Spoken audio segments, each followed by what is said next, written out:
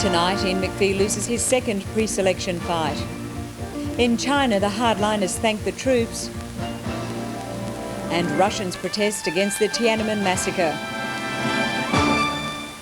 Good evening, Narelle Matlin for ABC News.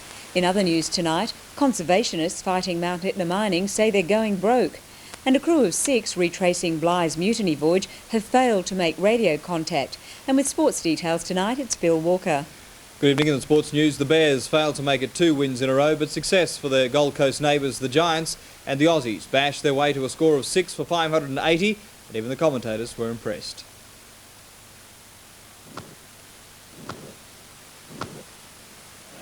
And you're quite right, Jeffrey. In a major upset, Federal Liberal frontbencher Ian McPhee has failed to win pre-selection for the Melbourne seat of Deakin.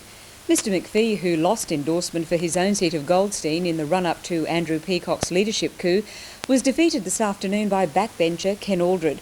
Political correspondent Jim Middleton says that today's result is also a severe setback to Mr Peacock, who had lobbied hard in support of Mr McPhee.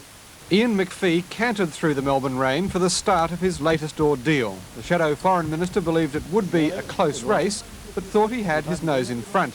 But he did concede that his outspoken attacks on Victorian Liberal President Michael Kroger during his unsuccessful bid to retain pre-selection for Goldstein didn't help his chances. Now, my anger won't abate for a long time, but I don't think the public expression of it was helpful when I look back on it.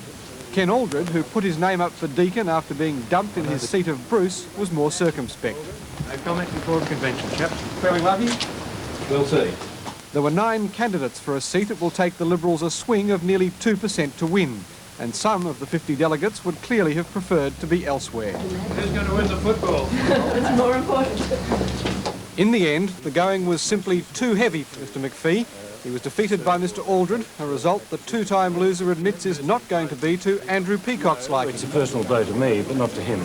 I mean, he will be disappointed, but it's not a rebuff to him, but it is a rebuff to me, of course. Yeah. Mr McPhee refused to rule out an early resignation from Goldstein and says he has no further parliamentary aspirations. None, not now or ever.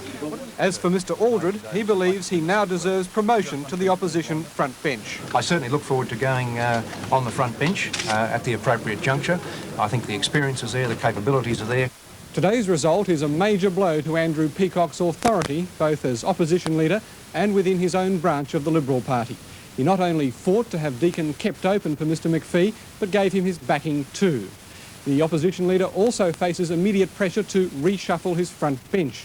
Mr McPhee's position as Shadow Foreign Minister is hardly tenable now that he's not only lost once, but twice.